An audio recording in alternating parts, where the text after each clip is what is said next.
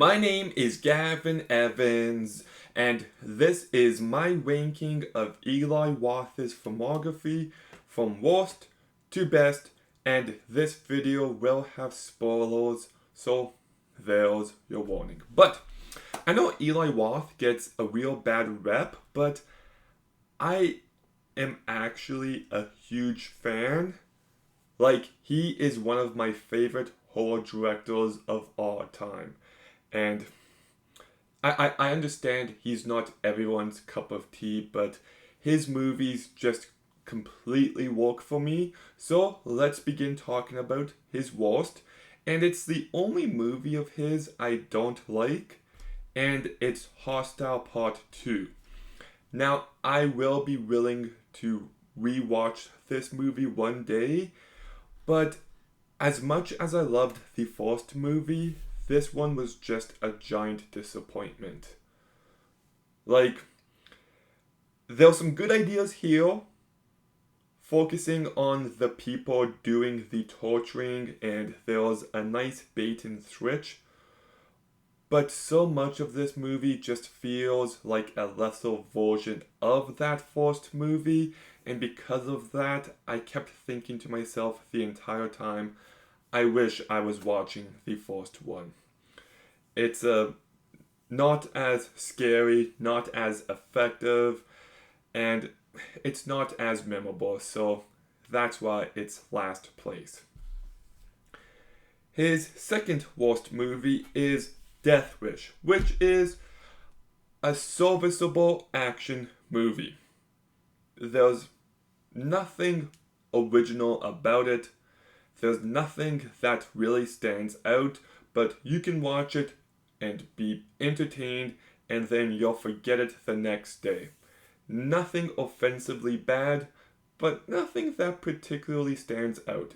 Except the brutality. I like that about this movie. So that's why it's his second worst. His third worst is a hot take, but it's Borderlands. I seem to be the one guy on the planet who actually enjoyed this movie, and look, I'm aware that it's flawed. It's not great. I would have liked the movie to be longer. I wish the characters were fleshed out more. I wish the beginning wasn't so messy. I wish the villains were good. And I wish the climax was better. The reveal that Lilith was the child was obvious to me. Like, I predicted it immediately. And then when she gets those wings, and I'm like, what is the movie doing? Oh my goodness, this is stupid. I did not like that at all. And then she can give everyone shields. Yeah, no, not a fan. But I do think Cate Blanchett does a good job. She carries this movie incredibly well. I thought Arena Greenblatt did a good enough job. Their relationship is convincing enough. Kevin Hart does a perfectly fine job. Jamie Lee Curtis, but Jack Black was the standout. And apparently that's a hot take because people just hate Claptrap. I'm gonna be honest, I laughed. The humor landed for me. The running gag that he keeps wishing Lilith will die so he can be free, it made me laugh a few times.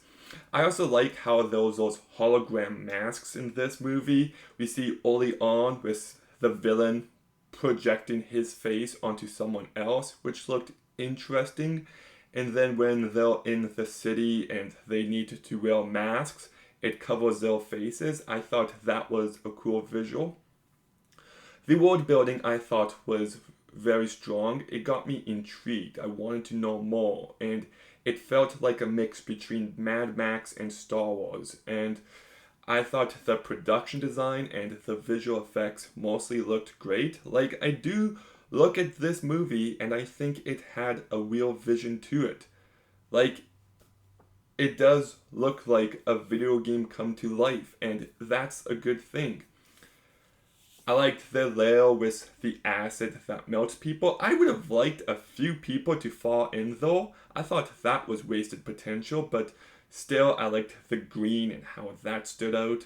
So yes, like I'm not going to pretend this movie is amazing, but there's enough ideas here. There's enough potential. It's entertaining enough. I liked the cast. I liked the humor, and it left me wanting more. And I'd rather leave a movie wanting more than wanting less. So, like, I know there's never going to be a sequel, but I want one. So, I did enjoy it in the end. My sixth favorite movie, directed by Eli Roth, is The House with a Clock in Its Walls. And I like creepy kids movies. You know, like movies that kids can watch, but will also give them nightmares. Movies like Coraline, which is one of my favorite movies of all time. Spy Kids, Jumanji, Casper. You know, just movies like that. And I'm surprised at the places this movie goes. Like, there is blood sacrifices. There is demons. Like, it's willing to go there, and I love that. So, you get the fun adventure vibe of a kid's family with some nice dark content mixed in incredibly well. It's very fun, it's entertaining. The production design is great. I'm sure it's going to give kids nightmares, but some of my favorite movies gave me nightmares as a kid. So, yeah, and Jack Black and Kate Blanchett and the kid did a good job. So, yeah, entertaining movie. My fifth favorite is The Green Inferno. And we get ghost movies all the time. We get zombie movies all the time. We get vampire movies all the time. But we don't get cannibal movies often. So right there, this movie stands out. And boy, does it ever lean into it. This movie is fucked up. Yeah, it's willing to go to those places, and it is effective. And it can be very tense, but it's also filled with some really weird, uncomfortable humor that actually did work for me. I think Lorenzo Iso does a really great job. The rest of the characters stand out enough, and I love the ending to this movie. I think there's something really smart there about how activists sometimes care more about the narrative than they do the truth. So, yeah, I give this movie a 7. What's my issues with it? It's gross, but it's also a very entertaining movie. Yeah, I dig it. It's really good. My fourth favorite Eli Roth movie, and it pains me to put it this low, it's Knock Knock. And I watched this movie once before and I despised it. But this rewatch, I loved it. Like, this is a movie where you have to get on the movie's wavelengths, and it's weird. Like, the movie kind of starts off as an erotic thriller, and then it can turn into a Looney Tunes cartoon, and then it turns into a horror movie, and it's just bonkers. Like, it's just a really effective, but also a really goofy movie, and it makes me feel uncomfortable. It's very tense, but it also makes me laugh. I also think this movie has the best performances of any Eli Roth movie. Lorenzo Iso and Ana de Armas do a really great job, but it's Keanu Reeves' over-the-top, hammy performance that just knocks it out of the park. His line delivery is just perfect, and there's also an aspect of this movie of, did he deserve this? And it can lead to some interesting conversations. So, yeah, this movie's actually really great. I love it. And it's only number 4. My third favorite Eli Roth movie is another one that I just loved, and it was one of the biggest surprises of last year, and it's Thanksgiving. I said at the time it's the best slasher since Scream, and I'm still unsure if it's this movie or Child's Play 2019, but I loved it. I really do. Like, it just gives you everything you could want from a movie like this. Like, first of all, the opening scene is really unique and not what you expect. And it's also brutal and effective, but it's also really funny at the same time. And it's just a masterclass. It really is. And then we get some effective as hell moments. There's one scene with a trampoline, which is just gnarly. There's one chase scene in a makeup room that is really intense. There's one scene at a parade, which really surprised me. And then the scene with the stepmom about to be killed and she sneaks around and she's actually being really smart. That had me on edge, and then she gets roasted alive and she gets fed to the family. Like, it's just truly sickening stuff. It reminded me of the Texas Chainsaw Massacre in the best possible way, and it's just a movie that is very entertaining. It's an easy watch. It can be funny at times. There's a whodunit aspect, which apparently everybody thought was predictable, but I thought they were going to have both of the guys be the villain, and I'm glad they didn't go in that direction, but when I rewatched it, it was very obvious, so whatever. But Addison Rae, I think, carried this movie very well. I thought Patrick Dempsey does a great job. I love the kill on, when he puts the girl's face in water and then on the freezer door. Oh, shit. Like, this movie is just gnarly, and it's just an excellent, excellent slasher. My second favorite Eli Roth movie is Cabin Fever. And this movie is just fantastic. The entire idea of this contamination in the water that's making these people sick is just a horrific thought, because we drink water, we literally need to, we have baths, we shower, we cook with water. It's just something we need to use. And the fact that it can be contaminated with something as deadly as this is just a horrific thought. And then how the paranoia kicks in and you're like, wait, can this jump from person to person in other ways? Like, do we need to steer clear of each other? Like, what's going on? And just that uncertainty, that confusion, that just lack of knowledge is so effective on a psychological level, but when we actually see what this disease does and just makes people's skin fall off, holy shit, it's gross. Like, this is one fucked up movie, and it is sickening.